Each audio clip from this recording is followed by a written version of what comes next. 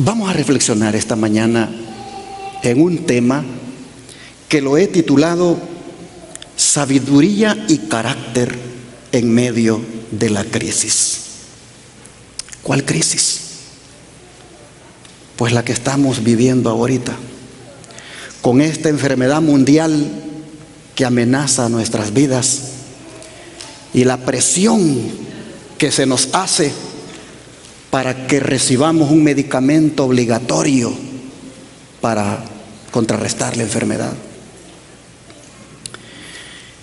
Y digo obligatorio porque en algunos lugares ya se está exigiendo a los estudiantes que reciban ese medicamento para poder estudiar en la universidad.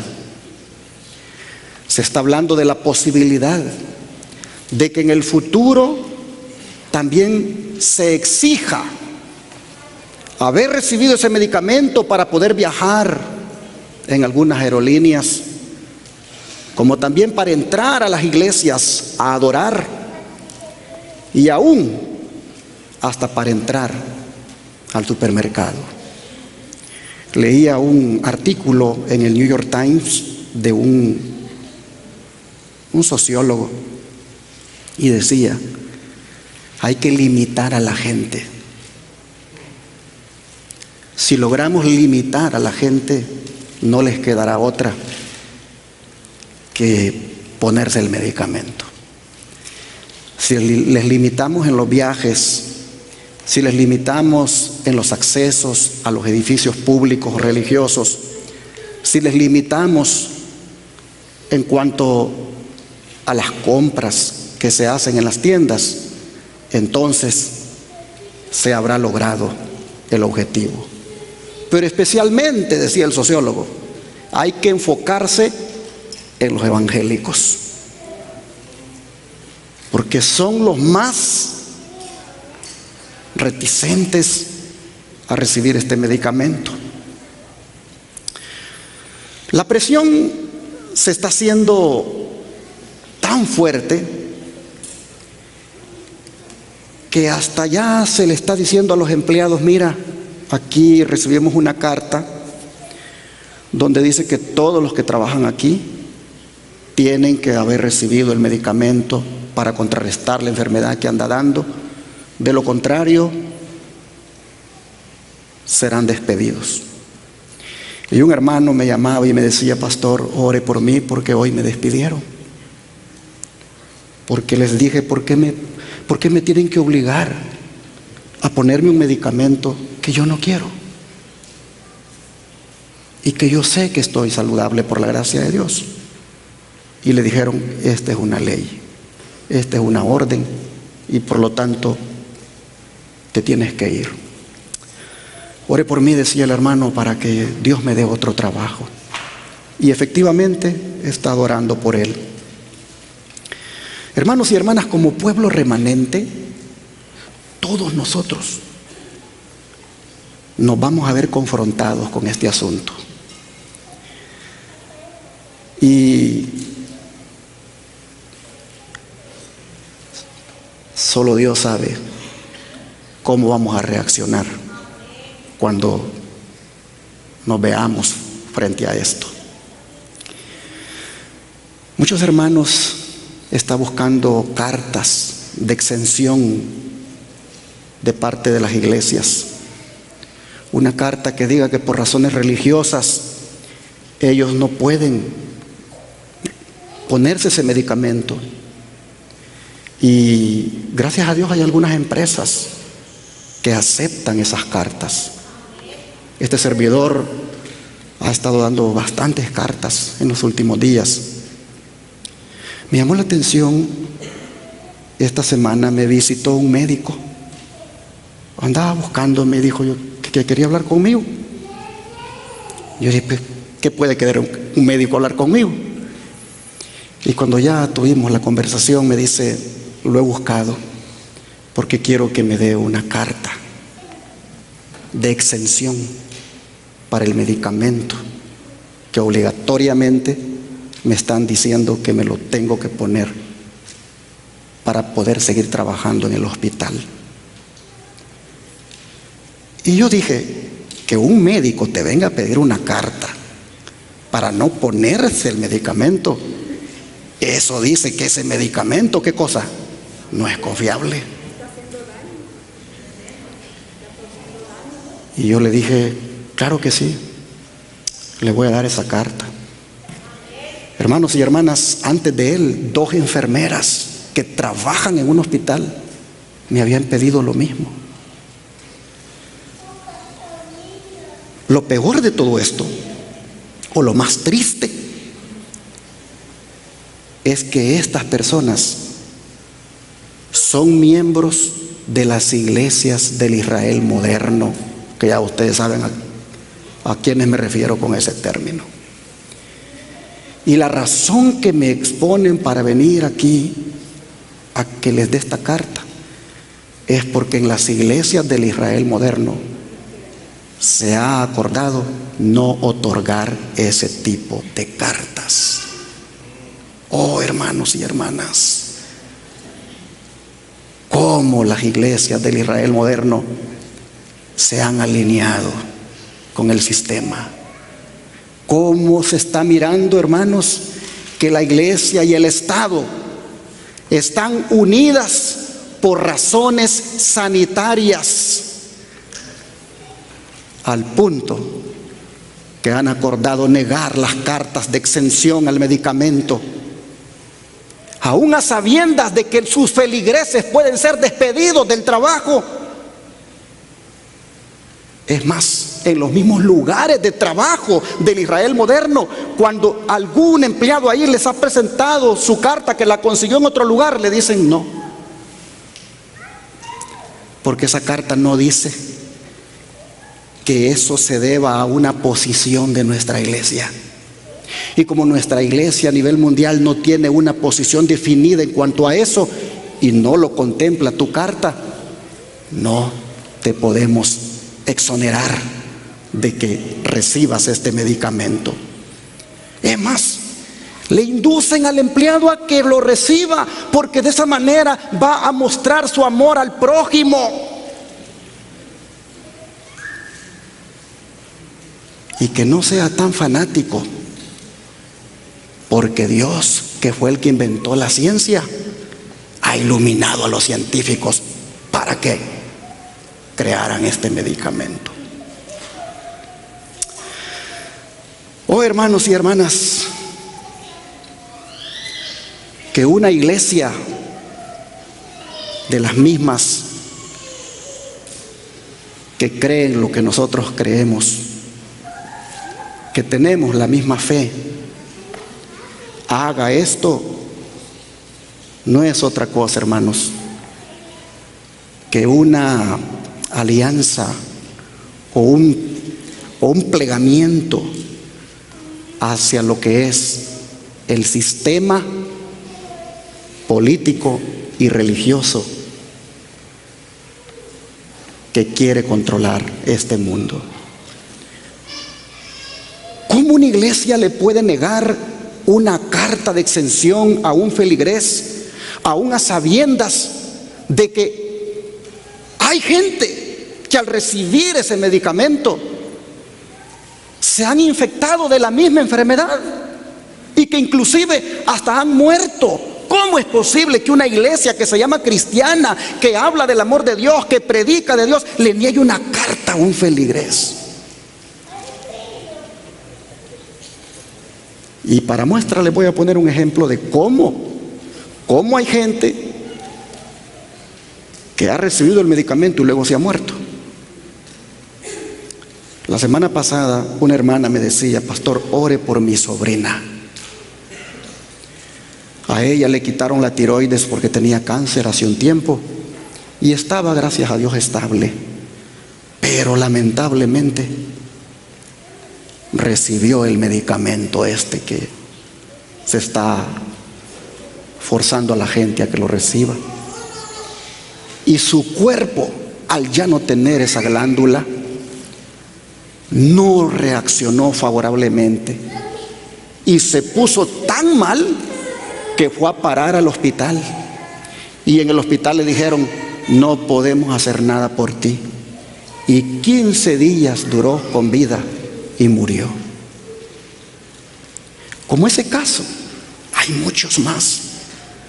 De manera, mis hermanos, que hay que pensarlo muchas veces antes de tomar una decisión tocante a ese medicamento, pues no todos los organismos están preparados para recibirlo. Pero cuando uno mira esta unión de la iglesia y el Estado para coercionar a los feligreses por razones sanitarias, uno, hermanos, no puede sino ver que estamos en la ruta hacia la imposición de la ley dominical. Cuando nuevamente la iglesia y el Estado se van a unir para imponer dicha ley. Mis hermanos y hermanas, somos pocos los que vamos quedando, pidiendo el respeto a la libertad de conciencia, aún por razones sanitarias. Somos pocos los que, al igual que en la época de la Reforma, decimos como los príncipes de Alemania: en asuntos de conciencia la mayoría no tiene poder. Así dijeron los príncipes de la Reforma: en asuntos de conciencia la mayoría no tiene poder, porque esa es una decisión que le corresponde solo al hombre y Dios. Ahora, ¿cómo nosotros debemos reaccionar ante esto? ¿Cómo debemos reaccionar ante esta crisis, hermanos? Primero, buscando información sobre los efectos secundarios que ha causado en aquellos que ya recibieron el medicamento. Segundo, conocer lo que Dios ha enseñado sobre el cuidado de nuestro cuerpo antes de introducir en él una sustancia peligrosa. Pues recuerden que no somos cualquier cosa, somos templo y morada de Dios.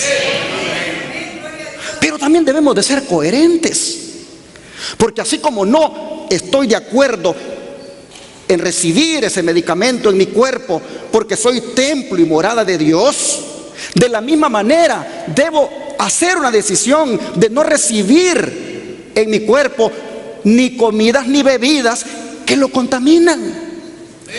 Allí sí soy fanático, cuando no estoy de acuerdo en que me pongan el medicamento por las razones bíblicas, pero sí me como el pollo, me como el cerdo, me como la res, me meto la Coca-Cola y me contamino con todo ese alimento que es chatarra. Hay que ser coherentes. Cuando nosotros estamos conscientes ¿qué significa el cuerpo? Hermanos y hermanas, nosotros, como digo, pensamos muy bien antes de introducir una sustancia en él.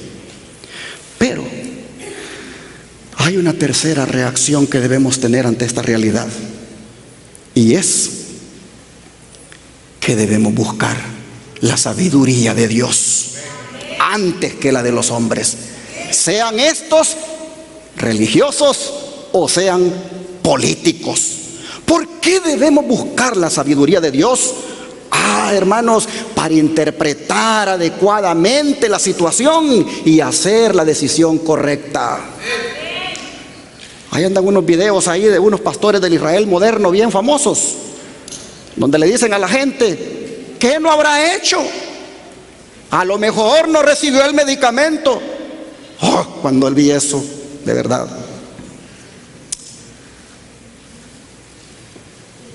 yo nunca le he oído a ese pastor un tema de Reforma Pro Salud. Nunca le he oído a ese pastor un tema de cómo los hermanos deben volver a los escritos del don profético y cómo deben cuidar su organismo para que su sistema inmunológico esté fortalecido. No le he oído. Pero hoy sí dice: ¿qué no habrá hecho el hermanito que murió? Que no tomó el medicamento. ¿Cómo se mira que estos de verdad han caído en la categoría de perros mudos, como dice el profeta? Asalariados. No les importa lo que pueda pasarle a un feligrés. Oh, hermanos y hermanas, cuánto necesitamos ser sabios en este tiempo. Y que ningún hombre nos indique lo que debemos hacer, porque es un asunto muy peligroso. Necesitamos de verdad, hermanos, la sabiduría de Dios en estos tiempos difíciles.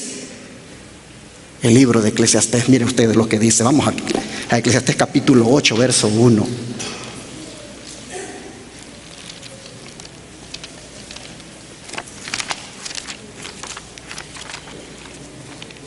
Eclesiastés capítulo 8, verso 1.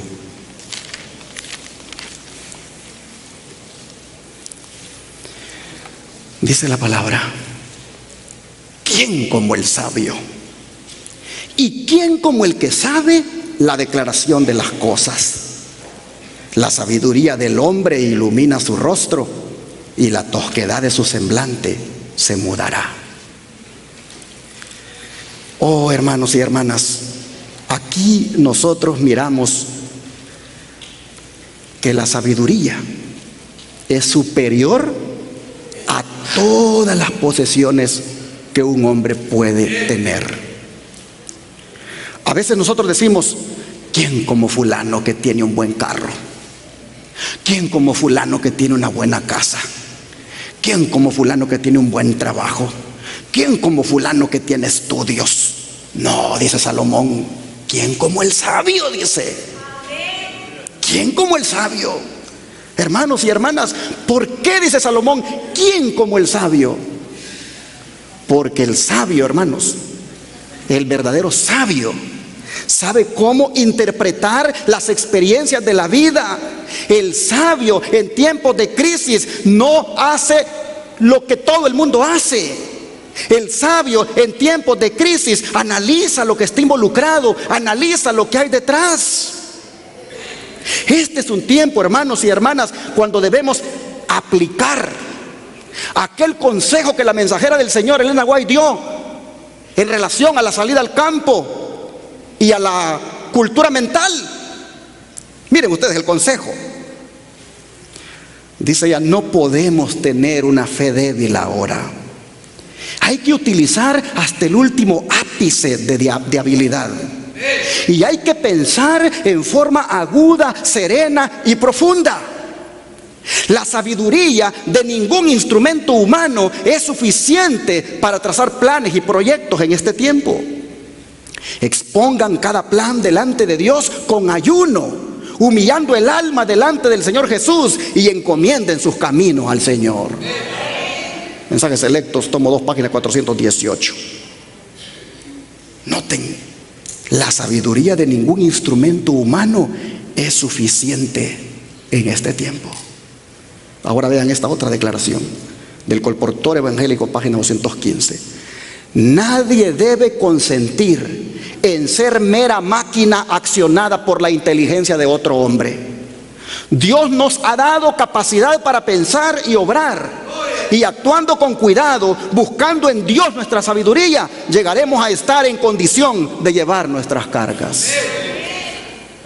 Como dije, ambas citas fueron dadas para contextos diferentes, pero el principio que hay allí se aplica en este tiempo, cuando hombres bajo la investidura de pastor pretenden manipular a las ovejas para llevarlas al matadero, induciéndolas a que se apliquen el medicamento, utilizando el argumento de que es por el amor al prójimo y porque Dios inventó la ciencia.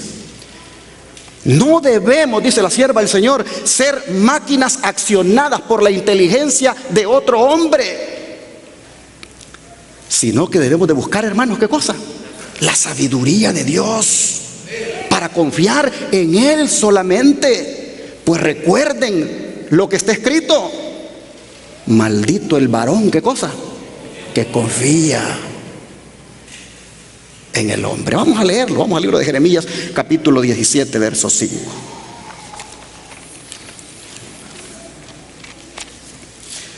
Jeremías 17, verso 5.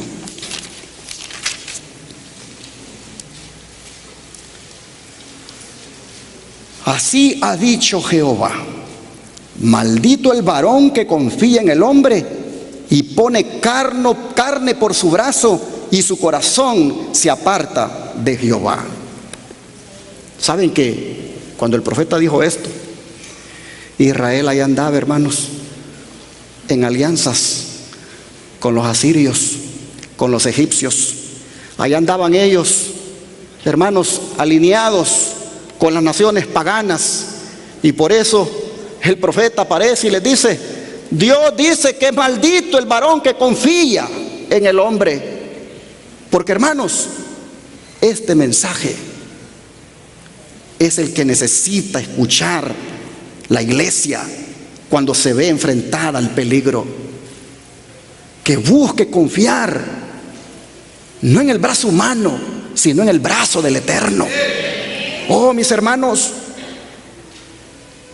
a veces con cuánta facilidad nosotros vamos buscando ayuda en las fuentes humanas y no confiamos en el Señor. Partimos de lo que nos dice la noticia, partimos de lo que nos dicen los médicos, pero no hemos caído de rodillas antes y decirle: Señor, ¿está bien esto? Mire lo que dice la sierva de Dios: no podemos, dice, depender de ningún ser finito para ser guiados. La roca de la fe es la presencia viva de Cristo en la iglesia. De ella puede depender el más débil, y los que se creen los más fuertes resultarán los más débiles, a menos que hagan de Cristo su eficiencia. Maldito el varón que confía en el hombre y pone carne por su brazo. El Señor es la roca cuya obra es perfecta. Bienaventurados todos los que en Él confían. Deseo de toda la gente, página 382. Sí, bienaventurados todos los que en Él confían, porque Él, mis hermanos, Él es el sabio por excelencia. Él es la fuente de sabiduría. Y no podemos depender de ningún ser finito para ser guiados en este asunto tan peligroso en el cual nosotros estamos involucrados. Hay algunos textos hermosos donde nos hacen ver que Cristo es, hermanos, la sabiduría, y que es de Él de quien nosotros debemos recibir consejos, orientación. Mire lo que dice Primera de Corintios 1, versículos 22 al 24.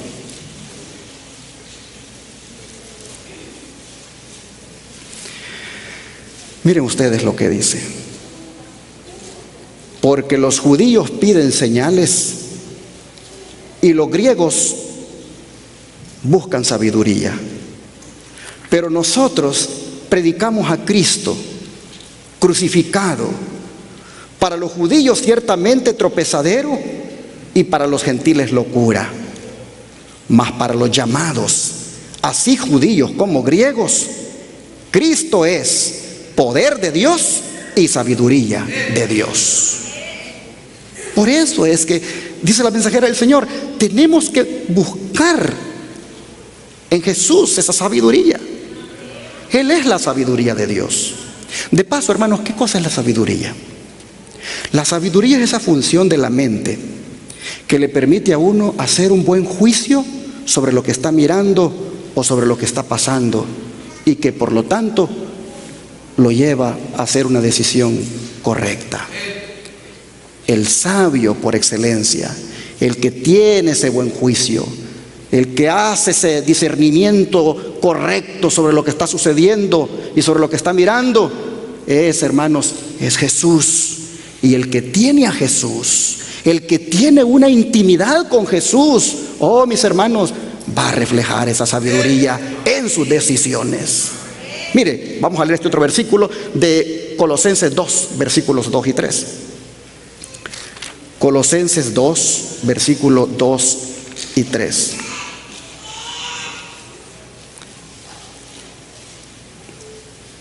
Dice: para que sean consolados sus corazones unidos en amor, hasta alcanzar todas las riquezas de pleno entendimiento, a fin de conocer el misterio de Dios el Padre y de Cristo, en quien están escondidos todos los tesoros de la sabiduría y del conocimiento. A ver, ¿en quién dice que están escondidos todos los tesoros de la sabiduría, hermanos? ¿En quién? En Cristo. Así que, hermanos, Cristo viene a ser prácticamente el cofre de la sabiduría. En Él, dice, están escondidos todos los tesoros del conocimiento o de la ciencia, que es lo mismo. Y si en Él están escondidos los tesoros de la sabiduría y el conocimiento, ¿por qué el pueblo de Dios no lo busca para pedir de Él consejo? ¿Por qué está más pendiente de ver qué es lo que dicen otros? Miren, hermanos, cuando nosotros estamos en medio de una crisis como la que estamos pasando y no sabemos qué hacer, debemos, mis hermanos, pedir esa sabiduría al Señor, la cual, dice, Él tiene de sobra, dice, para darnos. De sobra. Ya ustedes ya han leído ese versículo, pero lo vamos a leer ahora porque hemos venido para estudiar la Biblia. Santiago capítulo 1, verso 5.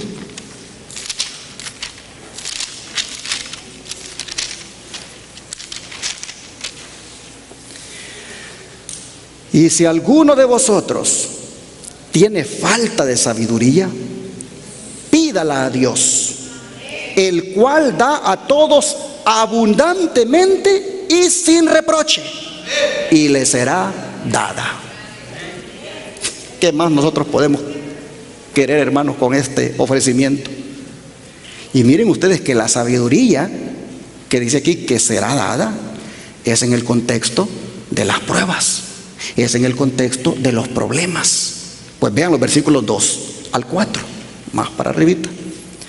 Dice: hermanos míos, tened por sumo gozo cuando os halléis en diversas pruebas, sabiendo que la prueba de vuestra fe produce, ¿qué cosa, hermanos? Paciencia. Mas tenga la paciencia su obra completa, para que seáis perfectos y cabales sin que os falte cosa alguna.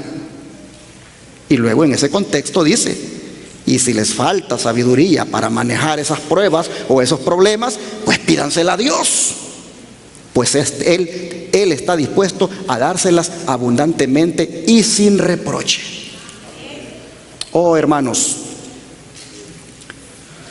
nosotros ante esta crisis que estamos enfrentando, ante esta prueba que nos ha llegado, tenemos, hermanos, que saber capitalizar lo que Dios nos está enseñando. Y el sabio en esta prueba puede ver de que le llegó para que de esa forma se desarrolle mejor el carácter de Dios en él. Ustedes miran aquí que dice que la prueba produce, ¿qué cosa, hermanos? Paciencia. Pero no es esa cualidad pasiva a la que tal vez nosotros podamos imaginarnos, sino, hermanos, se está refiriendo a esa resistencia, a esa perseverancia. Ya aquí entonces estamos viendo que es algo que tiene que ver con el carácter. Pidan sabiduría a Dios, dice aquí Santiago, para que puedan descubrir qué hay en estas pruebas, qué hay en estas crisis. Con sabiduría ustedes entenderán que esto Dios les ha permitido que la sufran o la pasen para que el carácter de Dios se desarrolle mejor en ustedes. Pidan sabiduría al Señor, dice, y analicen qué es lo que está detrás de todo esto. Oh, mis hermanos, muchos problemas en la vida, algunas veces nosotros no los sabemos enfrentar, porque pues no estamos entendiendo de por qué han llegado. Santiago dice, miren, cuando lleguen las pruebas, ustedes, dice, recíbanlas ¿con qué? ¿Cómo dice el texto bíblico, hermanos? Tened por sumo gozo. ¿Qué quiere decir esto? Entiende qué es lo que hay detrás de esta prueba. Entiende por qué te ha llegado. Entiende por qué ha permitido el Señor que tú vivieras en esta época. Más que asustarte, más que espantarte, más que ofenderte, ten por sumo gozo el que hayas pasado por esto, porque en medio de esto tu carácter se va a perfeccionar. Oh, mis hermanos, no hay que desanimarnos ante lo que nos está pasando. Como cristianos, no se nos olvide que nosotros tenemos ya lo que es el gozo de la fe. Y el gozo de la fe, hermanos, le permite a uno resistir, le permite a uno soportar y le permite ver todo lo que está pasando como una oportunidad para desarrollar ese carácter semejante al de Cristo. Hermanos y hermanas, cuando uno logra entender esto y sabe de que en Cristo está la sabiduría y que Él me la puede dar abundantemente y sin reproche, uno, hermanos, sale entonces de la prueba muy bendecido, porque uno sale como un mejor cristiano, uno sale como un cristiano más consagrado, más temeroso de Dios. Miren, hermanos, la sabiduría de Dios, el que la tiene, oh hermanos, sus efectos se le miran hasta en la cara. Volvamos a Eclesiastés 8, verso 1, para que lo miremos. Eclesiastés 8, verso 1.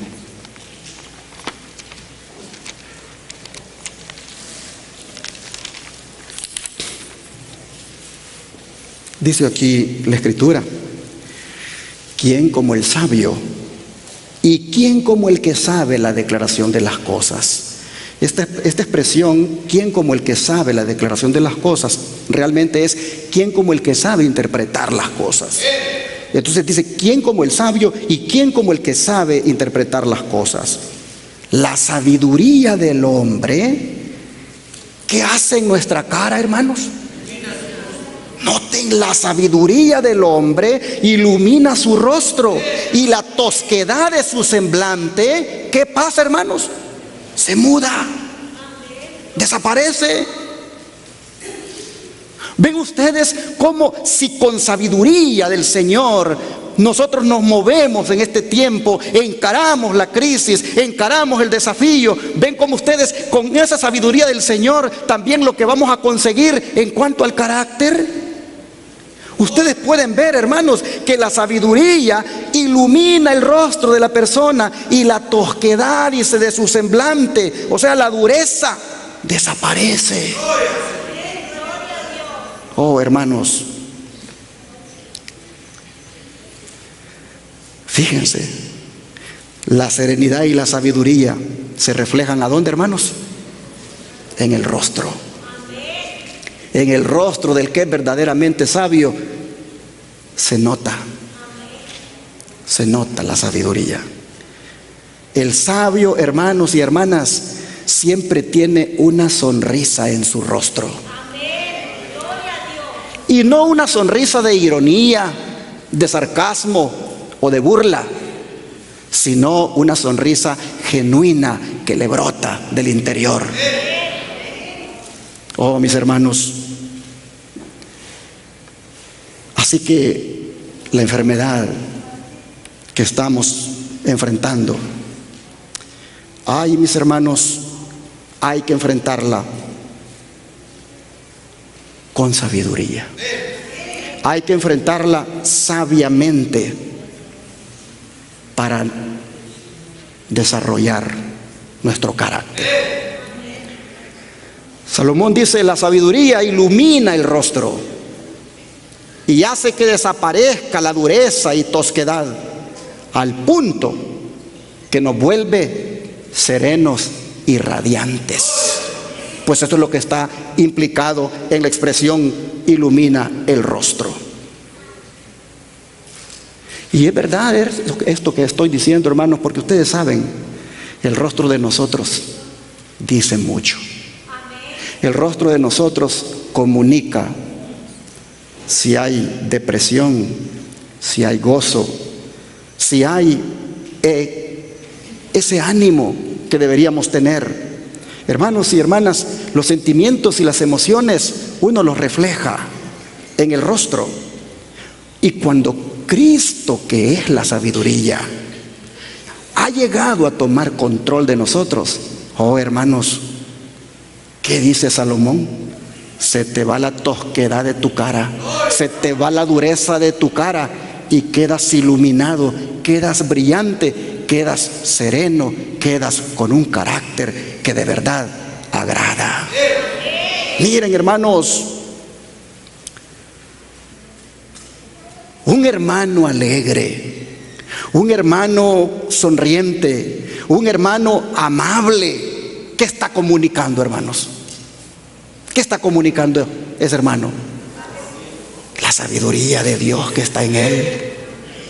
Un hermano con cara de limón, un hermano que nadie le puede decir nada, que no sonríe. Oh, hermanos y hermanas, ahí no hay sabiduría del Señor, porque la sabiduría, dice Salomón, ilumina el rostro y hace que la tosquedad, que la dureza salga de su cara.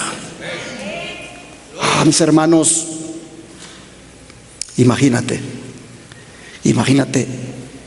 un esposo sabio que lo demuestra en su rostro. Imagínate una esposa sabia que lo demuestra en su rostro. Imagínate un hijo sabio que lo demuestra en su rostro, una hija sabia que lo demuestra en su rostro. Oh, hermanos y hermanas, ¿qué indica eso? Que en ese hogar hay sabiduría. Y en el rostro de los que lo componen se nota. Es una bendición. El espíritu de profecía, miren cómo lo dice. Nuestro Salvador, dice, fue profunda e intensamente fervoroso, pero nunca sombrío o huraño. La vida de los que le imiten reprimirán la liviandad. Entre ellos no habrá júbilo tumultuoso ni bromas groseras, pues la religión del Señor Jesús da paz como un río. No extingue la luz del gozo, no impide la jovialidad, ni oscurece el rostro alegre y sonriente. Camino a Cristo, página 120. Como cristianos se espera que reflejemos en nuestro rostro la sabiduría que poseemos, la cual, como ya vimos, se encuentra en Jesucristo. La sierva del Señor lo dice de otra manera en la Revisión General del 28 de abril de 1859. Si hay alguien que debe estar continuamente agradecido, ese es ¿quién? El cristiano. Si hay alguien que disfruta de felicidad aún en esta vida, ese es ¿quién? El fiel seguidor de Jesucristo. Los hijos de Dios tienen el deber de ser alegres. Deberían estimular una actitud feliz. Dios no puede ser glorificado por sus hijos que viven continuamente bajo una nube y que arrojan sombras donde quiera que van. El cristiano debería arrojar luz en vez de sombra. Debe tener un rostro alegre. Y no necesita fingir, no necesita ser hipócrita. Lo refleja naturalmente, porque la sabiduría del Señor ha hecho ese cambio en él. De manera, mis hermanos, que yo creo que vale la pena que en esta época tan difícil, en esta crisis, nos enfoquemos en la sabiduría del Señor para tener toda esta bendición que se refleja en el carácter. Un hombre que la Escritura registra que fue todo un ejemplo en esto, fue Job. Miren lo que dice él. Vamos al libro de Job, capítulo número 29 y verso 24. Job 29, verso 24. Dice Job: si me reía con ellos, no lo creían, y no abatían la luz de mi rostro. A ver, hermanos, ¿cómo dice Job que tenía el rostro? Iluminado. Iluminado tenía el rostro. Y como tenía iluminado el rostro, entonces dice, ¿qué cosa? Él sonreía con la gente. Y la gente no podía creer de que el hombre más rico de aquella comarca, el hombre que realmente había sido muy bendecido por Dios, la gente no podía creer que le regalara una sonrisa. Aquí nosotros miramos a Job diciéndonos que él, hermanos, reanimaba a los abatidos. Y por eso los abatidos no lo podían creer. Con sonrisas amigables, Job trataba a las personas. Él, hermanos, buscaba de esa manera animar a los que estaban desanimados. Y el desánimo dice, no podía abatirle a él su rostro que lo tenía iluminado. Oh, mis hermanos, Job tenía suficientes recursos espirituales para poder manejar las situaciones de la vida. Y aunque hubieran abatidos por el desánimo a su alrededor, eso no le abatía a él su rostro, porque lo tenía iluminado. Por supuesto que esto fue antes de que el diablo lo atacara con el permiso de Dios, para mostrarle al diablo de que realmente Job era leal a Dios. Pero hermanos, ¿cómo es que Job podía tener esta cualidad tan bonita de tener ese rostro iluminado y sonriente? ¿De dónde él había obtenido esto? Yo creo que aquí el salmista David nos va a decir de dónde. Vamos al Salmo 34, verso 5. Salmo 34, verso 5.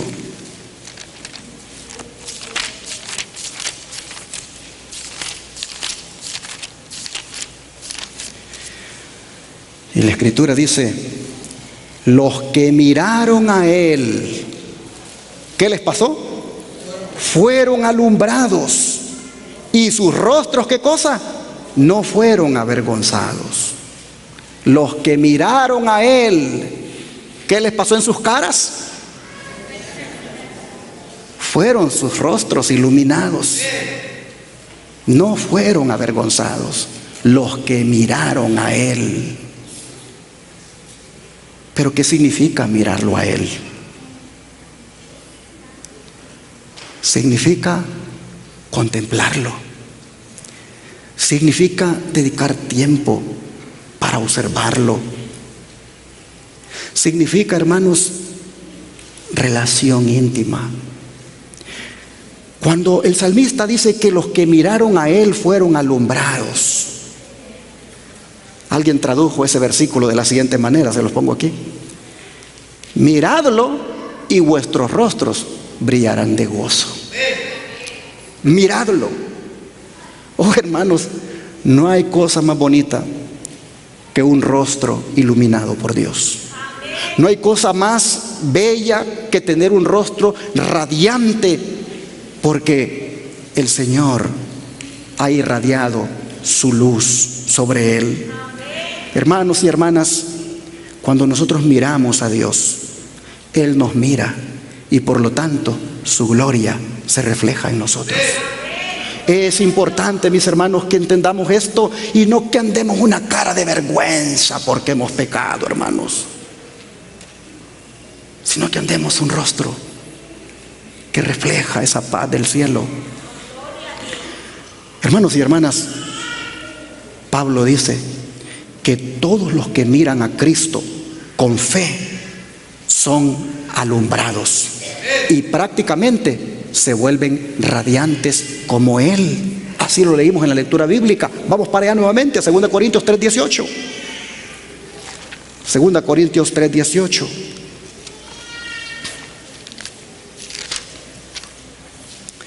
Miren ustedes lo que dice el apóstol acá.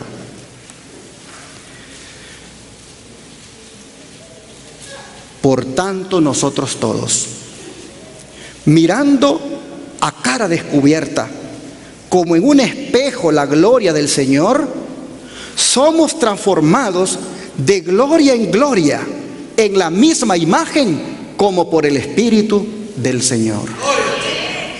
¿Qué es lo que sucede, hermanos?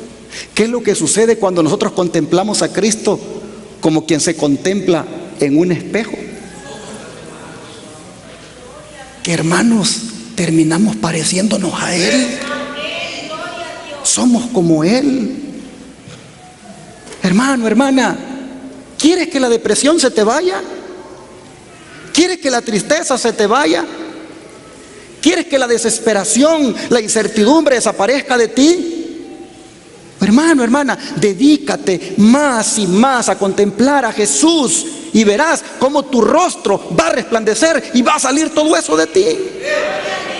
Oh, pero noten cómo dice Pablo que hay que hacer eso. Hay que hacerlo, dice, como en un espejo.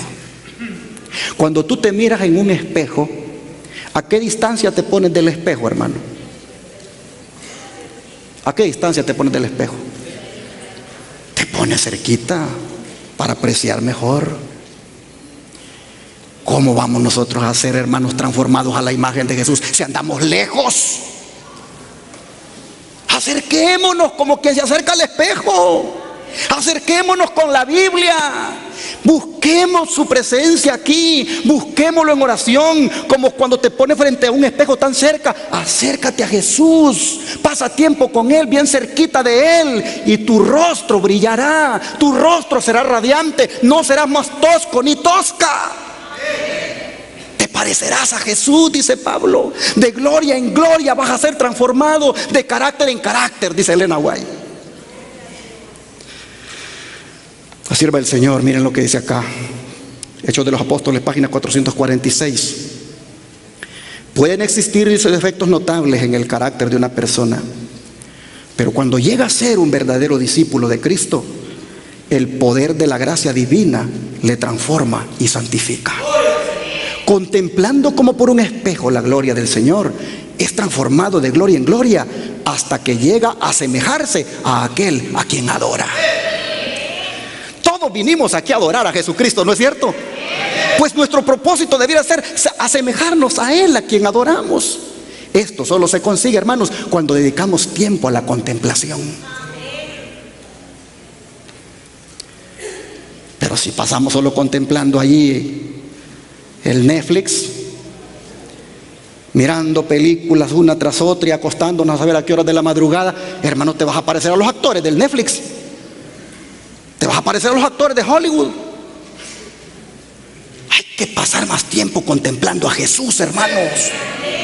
Es peligroso el tiempo en que vivimos y solo contemplando a Jesús vamos, hermanos, a parecernos a Él, y esta sabiduría de Él la vamos a reflejar en el rostro. Oh, hermanos, háganlo como en un espejo, dice Pablo. Y Elena White dice, ¿cuál es el espejo? Se los pongo acá. Dice, los que aceptan su evangelio lo contemplan a cara descubierta, ven la relación de su misión con la ley y reconocen la sabiduría y gloria de Dios que son reveladas por el Salvador.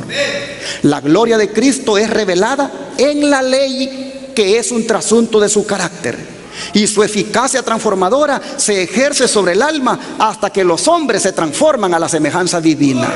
Se hacen participantes de la naturaleza divina y se asemejan más y más a su Salvador, avanzando paso tras paso en conformidad con la voluntad de Dios hasta que alcanzan la perfección. Mensaje selecto, tomo 1, página 2831. Miren ustedes, en la santa ley está el espejo. En esa ley de Dios que refleja el carácter del Señor, allí, hermanos, si nos dedicamos a contemplar ese carácter de Dios en esa ley y le pedimos de corazón que lo reflejemos, oh, hermanos, terminaremos, dice, parecidos a Dios. Terminaremos parecidos a Jesús. O en otras palabras, nos va a pasar lo mismo que le pasó a Moisés. ¿Cómo venía Moisés aquel día que estuvo allá con Dios en el monte Sinaí? ¿Cómo venía su rostro? Brillante como el de ¿quién? como el del que había estado con él ahí en el monte. Vamos allá a Éxodo 34 y leamos eso, hermanos, porque es mejor que hable Dios aquí. Éxodo 34, versículo 29 y 30. Éxodo 34, versículo 29 y 30. Dice: y aconteció que descendiendo Moisés del monte Sinaí, con las 2 tablas del testimonio en su mano, al descender del monte, no sabía Moisés que la piel de su rostro resplandecía después que hubo hablado con Dios. Y Aarón y todos los hijos de Israel miraron a Moisés, y he aquí la piel de su rostro era resplandeciente, y tuvieron miedo de acercarse a él. ¿Por qué tuvieron miedo? Ya lo vamos a ver en unos momentitos. Antes quiero que ustedes tomen nota lo impresionante que fue que Moisés bajara con ese rostro resplandeciente, que no era otra cosa que un reflejo de la gloria divina. Oh, hermanos y hermanas, eso mismo sucede contigo y conmigo cuando nos dedicamos a estar allí a solas con el Señor. Hermanos y hermanas, cuando el cristiano dedica tiempo para pasar con Dios, es entonces que puede reflejar el carácter de Dios. Pero ¿cuánto tiempo dice la Biblia que pasó Moisés con Dios en la montaña? ¿Cuánto tiempo, hermanos, con Dios? Oh, hermanos y hermanas, pasó 40 días y 40 noches. Por eso, hermanos, es que no hubo otra cosa allí más que un reflejo de la gloria de Dios en su rostro. Y aquí sería bueno, hermanos y hermanas, que meditáramos, porque esto es una amonestación para nosotros, hermanos. Nosotros a veces queremos que la gloria de Dios se refleje en nuestro rostro, queremos que el carácter de Dios se refleje en nosotros, pero hermanos, no queremos dedicar tiempo para estar con Dios. Moisés se la pasó 40 días y 40 noches. Dije que es una amonestación, porque nosotros somos tan ingratos que a veces no toleramos estar ante la presencia de Dios ni siquiera 1 hora, hermanos, escuchando un sermón. Yo creo que aquí ya llevo ya como 1 hora y media. Y le aseguro que más de alguno de ustedes ya está pensando en las tortillas. Ya está pensando en querer que esto se acabe. Porque creen que están, hermanos, porque creen que están delante de un hombre, cuando aquí estamos delante de Dios, hermanos. Dios descendió para bendecirnos. Dios descendió con un mensaje para nosotros, y nadie debería estar pensando en irse ni en pensar en comida, porque está comiendo de la comida que a vida eterna permanece. Pero ¿cómo quiere que la gloria se refleje pensando en que ya va 1 hora, es demasiado? Sin vergüenza. A veces en el Netflix pasa 2 horas mirando una película y allí no dice nada. Pero en la iglesia no tolera un mensaje de 1 hora, ni mucho menos de 2 horas. No es posible. ¿Qué gloria se puede reflejar así? Moisés, mis hermanos, Moisés realmente reflejó esa gloria en su rostro porque se la pasó con Dios bastante tiempo.